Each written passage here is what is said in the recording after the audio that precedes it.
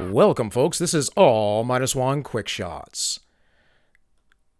So, folks, Davos 2021 started yesterday.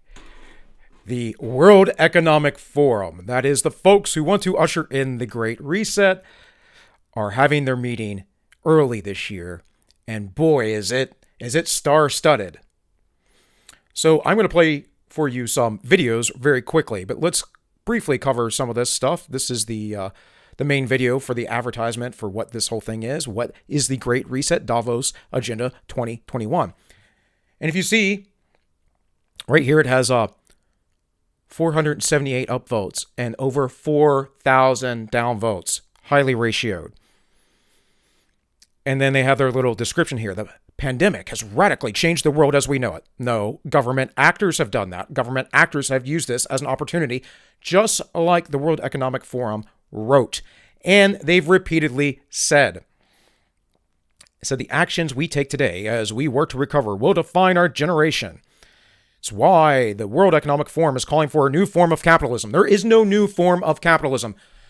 Capitalism is something very simple. Your capital is your labor. Your value is in your property and your labor, what you create and what you make. It's a very simple philosophical principle. There is nothing else. Anything else is some sort of Orwellian form of socialism and in the end, slavery. Why is it slavery? Because you cannot own your own labor or your own property, nor do you own yourself. You might say, well, Bill, what you don't own yourself if you got to work for somebody and da-da-da-da-da. Well, yes, because we live in a world of scarcity and there are certain rules to life. And one of those rules is, if you don't work, you don't eat unless you're unable. And those folks, we provide charity for. We don't require the government to take care of them. Now we do in modern societies because we're foolish. But in the past, it was a much different. So here it says, one that puts people and the planet first. Well, that's not putting the people and the planet first for capitalism isn't capitalism. It always goes back to the socialist, Marxist, utopian nonsense. This is Malthusianism is what it is. So let's look at the comments. Yeah, pretty sure that's called communism. Pick up a history book, folks. Notice their forum of trusted people is a panel full of people nobody trusts. If people of Davos were so worried about wealth inequality, how come they're still billionaires? Yes, I've said the same thing. The same people that caused the crisis now want to bully around and tax us for cleaning it up. Oy vey. Bill Gates, don't own property, live in cities. That's the new way. Also, Bill Gates becomes the number one owner of farmland in America and supports the World Economic Forum, of course. The world would be a better place if you all WEF folks just left on a rocket to Mars. Or when we have you put in jail. You won't have them put in jail, folks. They have all the power. The system is too built up. We've let the Leviathan grow and not cut off its head. It is a hydra, literally. You cut one part off, another part springs up. It says, laughing my butt off, we are going warp speed openly into global governance. Most people don't care. The ones who do not like, the ones who do don't like it. Yeah, they don't care because they don't understand.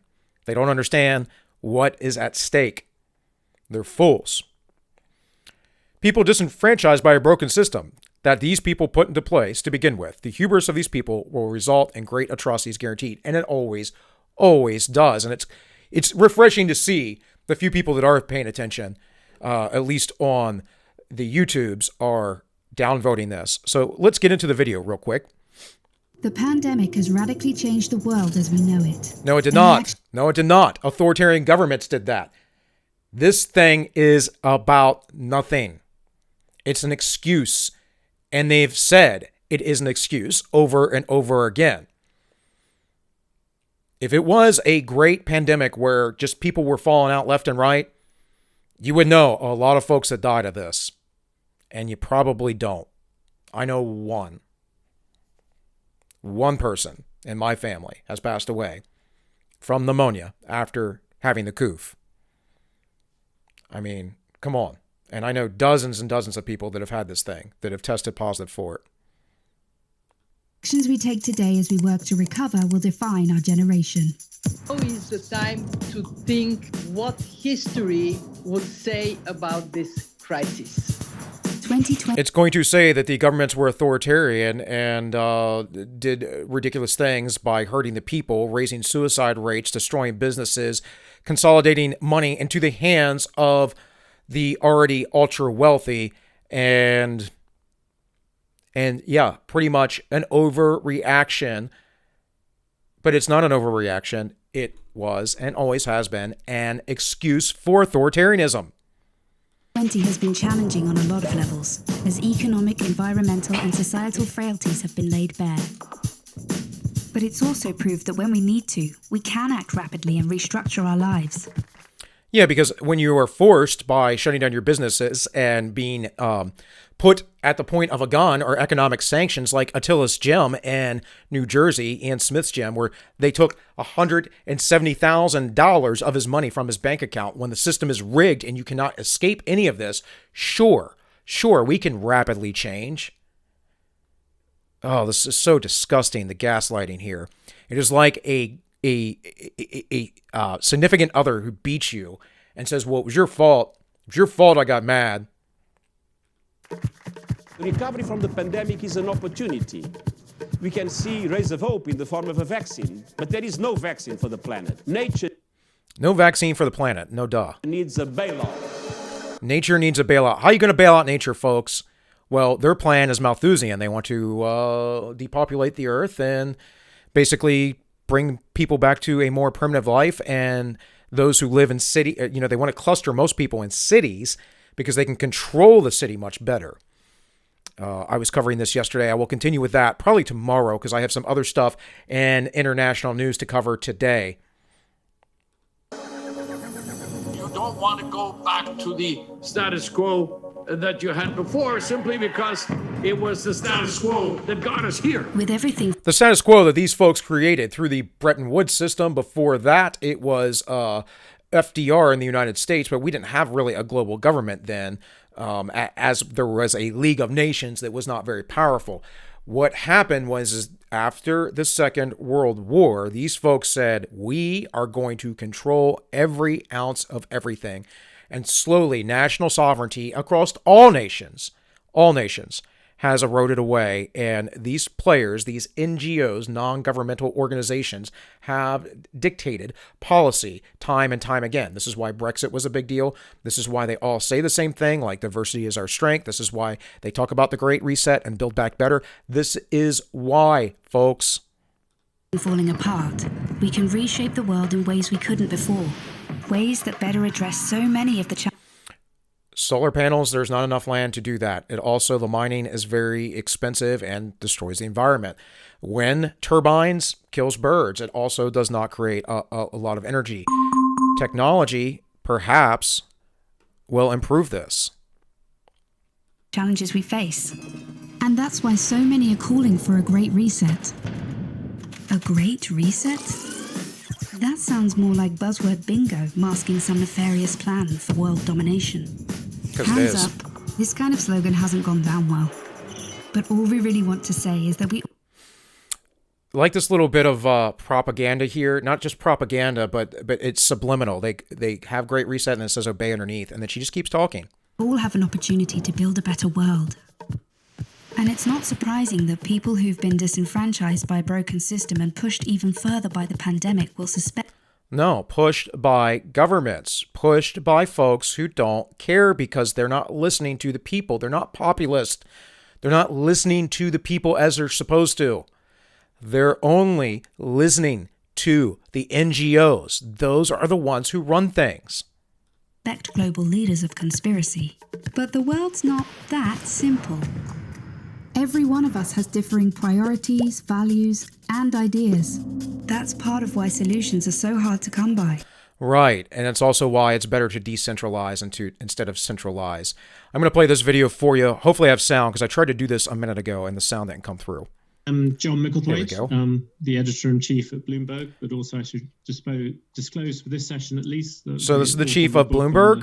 The Prime Minister of Greece used to rather look down on the Greeks, has a death rate of over 650. There's old Fauci. The US is up around 1,300.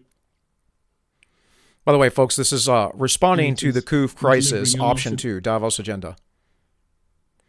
So whether this plays or not, changing supply chains. Primarily what I want you to see is the folks involved in this. So Prime Minister of Greece, that's pretty important. That's a pretty big deal. Dr. Fauci is here. Oh, if it'll load. There we go. It's not really showing it, but you can go look this up for yourself because that's really what's important here. Now, we also have this guy, special address by Xi Jinping, President of the People's Republic of China, Davos Agenda 2021. Guys, I'm not making this up. This is the World Economic Forum. Here is the intro by Klaus Schwab. Distinguished heads of state and government, Your Excellencies, dear partners and members of the World Economic Forum, dear participants and friends, a very warm welcome to all of you to the opening of the Davos Agenda Week. I'm delighted that such a great global audience is joining us today, bringing together key leaders from politics, business, and all aspects of society. 2021 is a pivotal year, decisive in so many ways to shape our future. 2021 will be the critical year to re-establish trust in our ability to shape our common future in collective and constructive ways. This is gaslighting to the nth degree. Trust in what? Trust in globalist oligarchs? We must win the fight against the virus. We must reinvigorate global economic growth and make it more robust, more resilient, more inclusive, and more sustainable. Not possible until you get us back on a gold standard. We're on fiat currency around the world, folks. There's nothing robust about it. It's monopoly money. And at the same time, we must accelerate the transition to a net zero economy. Net zero economy, that means net zero emissions. Impossible with current technology. Technologies are coming about, but impossible. By the way, folks, just a simple, basic understanding rule of economics is there is a consequence to everything. There's a first, second, third, fourth, fifth, sixth order consequence to everything that you do, and there is no way to eliminate those consequences. There are trade-offs in everything that we do, in every relationship we have, and every exchange that we do, and everything we partake in. Now, some things improve. They get better. But there are also potentially negative consequences. This is just a reality. So here, if it will allow me to fast forward, is Mr. Xi. Ladies and gentlemen, friends, the past year was marked by the sudden onslaught of the COVID-19 pandemic. Global public health faced severe threat, and the world economy was mired in deep recession. Now, he's not going to claim any sort of responsibility, and let us not forget that this is a regime currently right now that has been terrible to Nepal, Hong Kong with protests. Did you forget about that? The Uyghur Muslims who are in concentration camps, literally re-education gulags. They are sterilizing them and they are harvesting their organs. We know that they do this. This, folks, is the World Economic Forum for you. Go check them out, please. Go look at all the videos and all the great leaders they have here. Stakeholder capitalism. I'm sure you care about the little guy, because if you really cared about stakeholder capitalism, we would have free markets. This isn't about stakeholders. This is about the business owners and centralization of power. Here's Angela Merkel. Here's Emmanuel Macron. Come on, guys. I'm a conspiracy theorist, yes. Except for all the world leaders are talking mostly virtually, but at the summit about how they're going to change the world. And I'm the crazy one. And it goes on and on. Of course, we have old Greta there, like she's an expert in anything, being 18 years old. Interesting, if you type in Davos 2021, just my Google search, not signed in here, and also using a VPN, it says Bank of America, Davos Agenda 2021, Stakeholder Capitalism. From Quartz, read Xi Jinping's speech. And then the World Economic Forum, Wall Street Journal, Davos this year. Silent streets, good skiing. Yeah. And of course, you can go directly to their page and whatever else. Hey guys, despite all of this craziness, despite how things seem, we will survive. And the way that we're going to do that is by having our own societies, by scaling down and decentralizing. We need to unite. We need to quit arguing about stupid stuff. We don't need to fight. Violence isn't the answer. In fact, it is the tool of the globalists to divide us. This stuff about race and white privilege and whatever else, nonsense. It's simply meant to divide you. This idea of the underclass versus the proletariat. The proletariat is the one who came up, the bourgeoisie is the one who came up with the idea. Marx was part of the bourgeoisie. I'm going to be covering here in a longer segment in a few minutes some news around the world, and one of them is that people were shocked that Vladimir Putin had a $28,000 couch in his villa. What do I tell you every single time? They live in luxury. We saw the same thing with Saddam Hussein. We saw the same thing back in early communist Bolshevik Russia with Stalin. I guarantee you Xi Jinping lives in wealth. We know that what's his name? North Korea, Kim Jong-un or Kim Jong-il lives in great wealth. We know this stuff, folks. It's the way that it always goes. And you need to stop going, well, in theory, that should work this way, that way. I don't care about your theories. In practice is the only thing that matters. In practice, practical realities. Theory is not science, folks. It is nothing more than pipe dreams. Practicalities, though, they inform us. That is the start of wisdom. That and God. But that's another topic. So with all that, this has been all -1 Quick Shots. I hope you enjoyed this, and I wish you all well.